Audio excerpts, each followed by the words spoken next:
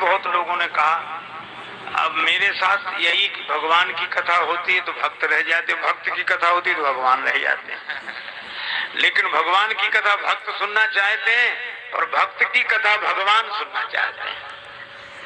इसलिए भाई अभी तक हम लोग भक्त लोग भगवान की कथा सुन रहे थे, अब भगवान एक भक्त की कथा सुन रहे हैं। आपने पहले भी सुनी है, मैं याद फिर याद आ जाएगी जब सुनेंगे तो। सामान्य लोगों को भी भगवान मिले हैं निर्मलता के कारण, मन की पवित्रता के कारण। ये हमारे राधे श्याम शिवपुरी से आए हैं। परम पूजनीय संत श्री राजेश्वरानंद जी महाराज द्वारा यह सत्य घटना, यह कथा, सत्य कथा को वो सुना रहे हैं, जिसमें श्री कृष्ण जी ने एक महिला को किस तरीके से दर्शन दिए और उनके खान पान का ध्यान रखा। आइए इस वीडियो को हम लोग ध्यानपूर्वक सुने, और वीडियो पसंद आए तो ज़्यादा से ज़्यादा शेयर कीजिए, लाइक कीजिए और मेरे चैनल को सब्सक्राइब कीजिए। वीडियो देखने के लिए बहुत बहुत धन्यवाद।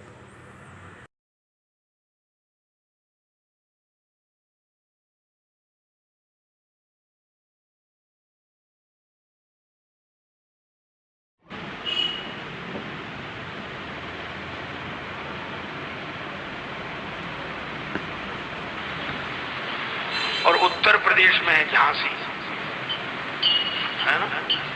झांसी और शिवपुरी के बीच में करैरा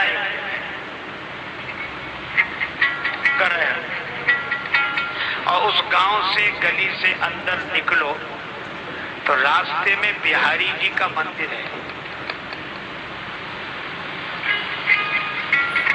प्रामाणिक बात होता ना, बिहारी जी का मंदिर अभी भी है। और बिहारी जी के मंदिर के ठीक बगल में एक मकान है जो जीर्ण हो गया है। एक महात्मा ने महंत जी से पूछा कि इसकी कथा क्या है, तो उन्होंने अपनी पीढ़ियों पहले वाली बात बताई। ये बात उन दिनों की है जब बिहारी जी के महंत थे श्री रज्जवदास जी महाराज।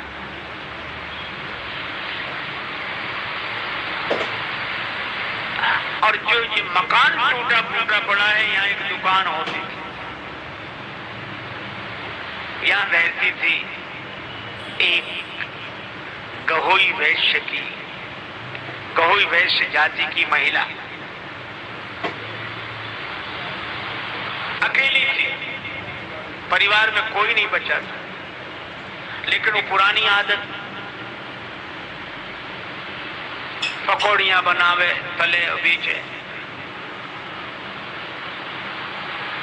लोग कहते थे क्या करना, पर मकान भी, रुपया भी और रोज व्यापार भी। एक दिन उसने रात्रि को सपना देखा, सपने में देखा कि मैं मर चुकी हूं, मेरी सारी संपत्ति लोग लूट लूट के ले जा रहे हैं। उसको लगा सवेरे जागने पर कि कहीं ऐसा ही ना हो, क्योंकि मेरा कोई है ही नहीं, अब मेरे बाद भी कोई नहीं, तो लोग लूट रहे, ये तो ठीक नहीं। तो उसने गहोई वैश्य के लोगों से सलाह करके अपनी पूरी की पूरी संपत्ति श्री बिहारी जी के नाम कर दी और दुकानदारी छोड़ दी, भगवान के मंदिर में रहने लगी। श्री कृष्ण गोविंद हरे मुरारे। जो हाथ बेसन में सने रहते थे वो ताली बजाते, जो आंखें ग्राहकों की प्रतीक्षा करती हुई आंखें भगवान श्री कृष्ण को देखती, बिहारी जी को देखती, जिंदगी बदल गई। तब यही थे, वो ऐसे ही बहुत हाथ बंद करके रखे। एक दिन देखा तो दूध पी रही थी वो, शाम को महंत जी ने दूध दिया गिलास में, तो वो दूध पी रही थी, वो कुटकुटाए। महंत जी बोले तू कुटकुटाती क्या है ये दूध में? बोले महाराज आप इसमें मेवा ज्यादा डाल देते हो। महंत ने सोचा हाँ मेवा डाल, हम चीनी डाल देते यही बहुत है, मेवा। माथा ठनका। दूसरे दिन देखा वो दोपहर को दाल परोसी गई तो दाल में घी तैरता दिखाई दे। महात्मा बोले ये कहां से आया? महाराज आप ही तो लाते हो दाल में घी। उनको लगा थाली में घी पहले से होना, हम तो डालते ही नहीं। अब महाराज घी बढ़ता जाए दाल में, रोज मेवा बढ़ते चले जाए। एक दिन पुजारी महंत जी जब आरती करे तो उन्होंने देखा कि भगवान बिहारी जी के जो बागा उन्होंने पहना उसकी बाह पर आगे घी लगा है। सोचा आरती वगैरह से लग गया होगा, धोकर दूसरा वस्त्र बदल दिया। लेकिन दूसरे दिन देखा भगवान के दोनों कर कमल घी में सने। अरे इनके हाथ में घी कैसे लगा? अब समझ गए। उस देवी को सब भक्तिन बोलते थे, मंदिर में रह रही थी। महात्मा ने कहा ये भक्तिन को यही देते हैं घी भर भर के। तो उन्होंने भगवान से प्रार्थना की महंत जी ने कि द्वापर के छलिया अवलों तेरी, ये छैल पने की छछोरी न छुटी।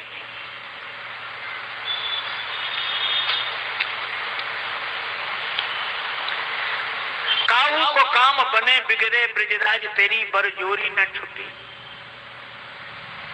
और ग्वाल सिंहासन पे पुजके भयो ठाकुर हूं पे ठगोरी न छुटी। आज यही बिनमो कर जोर ब्रजराज, तेरी यह चोरी न छुटी।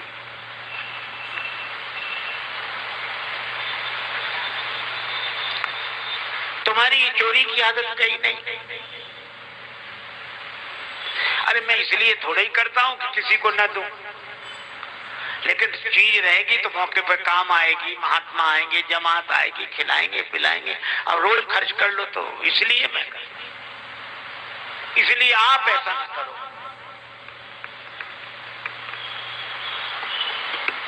आप भक्तिन का पक्ष मत लो। पर बिहारी जी कुछ नहीं बोले, सुनते रहे, लेकिन भक्तिन के लिए उसी तरह की, उसी तरह मेवा। महंत जी जो जमा कर करके रखे तो डिब्बे खाली होने लगे। आज भगवान ने भी प्रार्थना नहीं सुनी तो महंत जी को भगवान पर ही क्रोध आ गया। भक्तिन पर तो आया ही क्रोध। उन्होंने सोचा इसे निकालना चाहिए, इसे निकालो मंदिर से। लेकिन महंत जी ने सोचा कि इसको निकालें कैसे, कोई लांछन हो, आरोप हो तब तो निकालें। तो महंत जी ने एक दिन निश्चय किया, बस हो बैठ गए दरवाजे पे माला लेके, और उस रास्ते से जितनी महिलाएं पुरुष निकले। तुम्हें पता है क्या भक्तिन? हाँ क्या हुआ? अरे भक्तिन ने, नहीं महाराज बताओ, भक्तिन ने एक आदमी रख लिया है। आदमी रख लिया? ऐसी बातें तो बड़ी जल्दी फैलती। आदमी रख लिया इसने? पूरे में अल्लाह। पहले रहती थी, अब मंदिर में रह रही है, माल खाती है, कहाँ कुछ काम तो है नहीं, बुद्धि बिगड़ गई होगी, रख लिया होगा, आदमी रख लिया।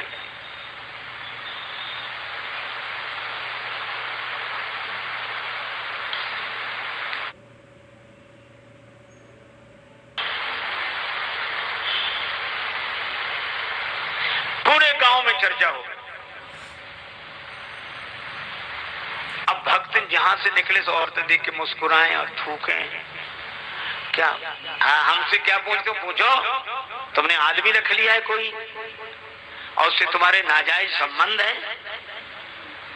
आप तो कांप गई, हे भगवान। कौन कह रहा था? महंत जी। और महंत जी के नाम से जो चर्चा हुई, बड़े परेशान। तो उस दिन भक्तिन मंदिर नहीं गई। उस दिन भक्तिन मंदिर नहीं गई, सीधे अपने गहोई समाज के वैश्यों के घर गई। कहा मैंने जो बिहारी जी को सौंप दिया है धन, संपत्ति मैं वापस नहीं चाहती। लेकिन महंत जी मुझे कलंक लगा रहे हैं। आप लोग पंचायत करके मुझे निष्कलंक बनाओ, मैं अपना भीख मांगकर गुजर कर लूंगी, मंदिर में नहीं रहूंगी। वैश्यों ने सोचा कि नहीं, हमारी समाज की बात है, ये घर में ही हम, ऐसी क्या बात थी, चलो। सब समाज इकट्ठा होकर गया। अब महंत जी ने देखा कि बड़ी भीड़ चली आ रही है, कि आज कोई उत्सव भी नहीं, कुछ नहीं, इतनी भीड़ काहे को आ रही है। और पीछे देखा सो भक्तिन समझ गई, यही लेकर आई सबको, उत्तर देने के लिए तैयार हो गए। लोग सलाह कर रहे थे अगर भक्तिन की गलती तो उसे मंदिर से निकाल देंगे, और नहीं गलती तो महंत जी से कहेंगे कि आपको ऐसा नहीं कहना चाहिए। पर जैसे ही आए, लोगों ने कुछ कहते उसके पहले ही महंत जी ने कहा, भोजन में नित्य घृत उठा स्वकरसों लेत। भगवान भोजन के समय अपने हाथ से घी उठा लेते। भोजन में नित्य घृत उठा स्वकरसों लेत, और भर भर देत या भगतिन की थारी जू। लोग समझे नहीं। मंदिर में मेवा के पात्र सब रीते पड़े, कैसे रहेगी बात बीते पे हमारी जू।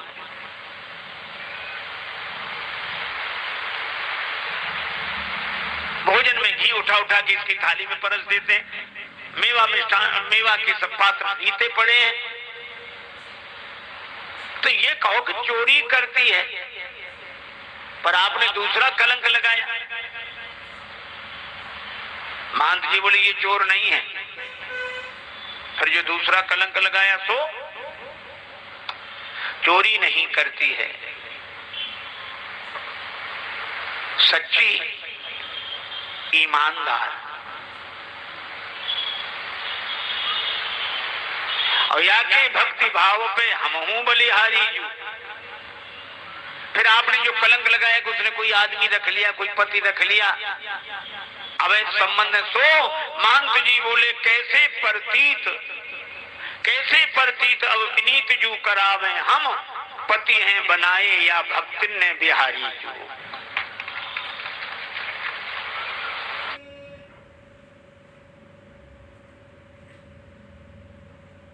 एक औरत के पैरों तले तक जमीन खिसकी जब एक 12 साल के बच्चे ने उसका पति होने का दावा करे।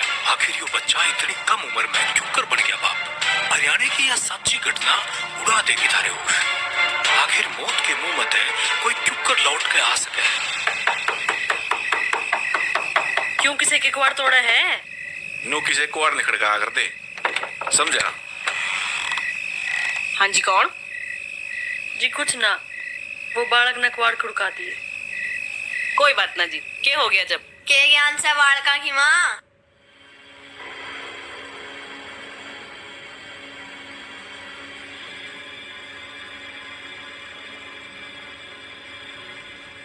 जी, यो घर अजय वीर का है के? हाँ है। तो थम कौन हो? मैं तेरा अज्जू, पिछाड़ा नहीं के? पिछाने की भी तो क्यों कर, जब गया था तो उम्र में बड़ा था। अरीब तो तेरे शामी जो बालक बन के आया हूँ। यो के मजाक है? यो तो बालक है, थम तो बड्डे शाड़े हो। थमने ऐसा मजाक करते शोभा देवे है के? यो मजाक ना है, यो बीते हुए कल का एक सच है जो आज हमारे शाम यहाँ के खड़े हो गया। के मतलब मैं समझाऊं जी आपने, अगर इजाजत हो तो भीतर आ जावा। पापा इजाजत के लेनी, मेरा है तो घर से।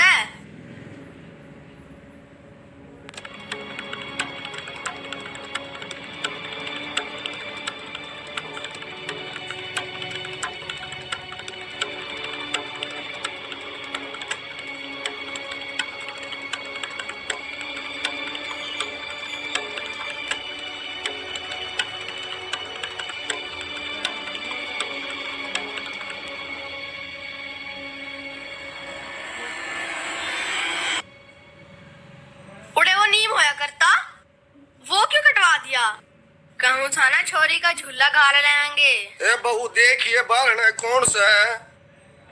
बाबू कौन से बेटा? मैं तेरा अज्जू बाबू। क्यों आंधे गेला मजाक करे से बेटा? अज्जू न तो जाए मुद्दत होली। परीब में आ गया बाबू। तेरे धो रहे गीता धो रहे और सुनैना और नोनू किथे? कमल के बचपन का नाम इसने क्यों कर मेरा?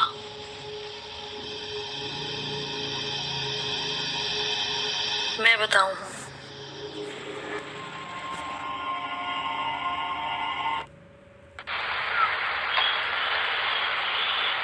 इसने बिहारी जी को अपनी बस में कर लिया, वही इसके पीछे पीछे लगे फिरते। तो हम क्या गलत कह रहे हैं? बिहारी जी हमारी सुनते नहीं, उन्हीं से पूछो। उन्होंने तो जिंदगी भर गोपियां तारी हैं, सो इस गोपी को का सहयोग करने लगे। लोग आए थे, भक्तिन देव निकाल, पर ठगे गए यही ठोर पे भयो और ही हाल। सबके आंखों में आंसू थे। उन्होंने कहा कि बाबा अब भक्तिन की चिंता आप न करें। हमारे इतने परिवार हैं, ये जिस परिवार में पहुंच जाएगी वहां के लोग इसे भोजन करा के अपने को धन्य मानेंगे। जिसका भगवान से नाता हो, ये झूठा कलंक ही सही। नारो सजनी अनमनी भरऊ न नीर ससंक, और बड़े भाग नंदलाल संग झूठो ही लगत कलंक। ठीक है महाराज, प्रणाम। भक्तिन बोली अब मैं नहीं जाऊंगी, यहीं हूं। दोपहर को भोजन के लिए महंत जी आए लेकर, मना कर दिया, मेरा स्वास्थ्य ठीक नहीं, भोजन। हाँ काहे को करेगी हमारा भोजन? कल से तो तेरा सेठों के यहाँ, बड़ों बड़े सेठों के यहाँ निमंत्रण है। शाम को दूध लेकर आए, नहीं पिया।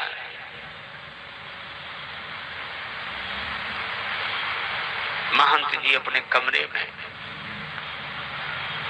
रात्रि के समय, नींद नहीं आई, भक्तिन रोती रही। और 3 बजे के बाद रहा नहीं गया, जब सब सो रहे थे, भगवान के मंदिर के सामने ड्योढ़ी पर सिर रखकर आंसू बहाकर उसने कहा,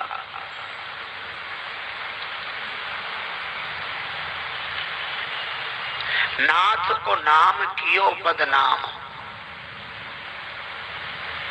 मुझे बदनामी देते, संसार के किसी आदमी का नाम लगाते।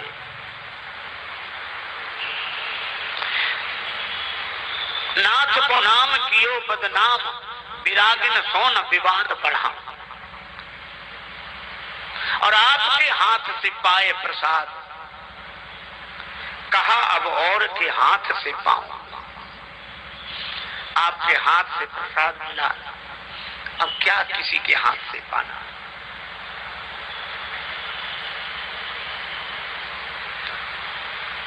ऐसा कहकर भक्तिन ने जैसे ही अपना सिर रखा, अचानक बड़ा तीव्र प्रकाश हुआ। गड़गड़ाहट के साथ मंदिर के पट खुल गए, सभी लोग जागे, क्या हुआ क्या हुआ। महंत जी भी रोते रोते, सब लोग, सबने देखा भक्तिन के प्राण बिहारी जी के चरणों में लीन हो गए थे।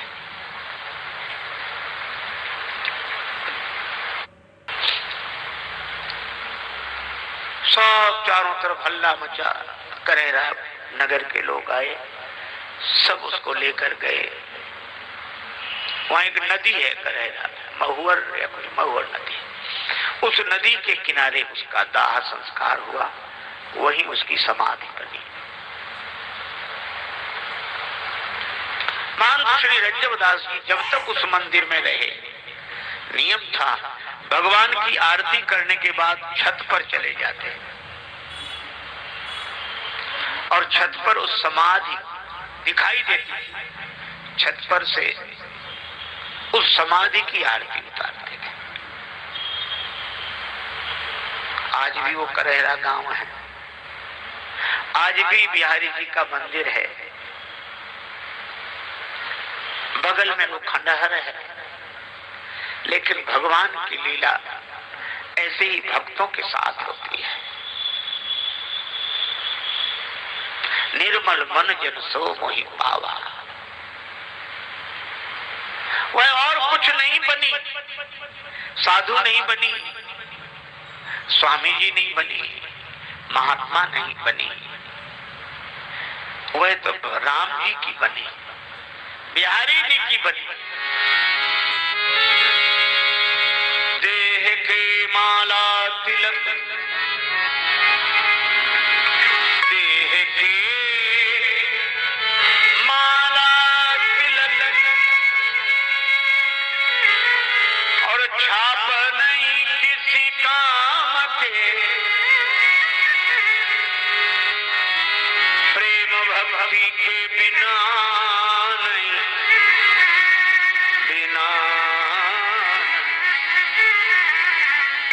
प्रेम भक्ति,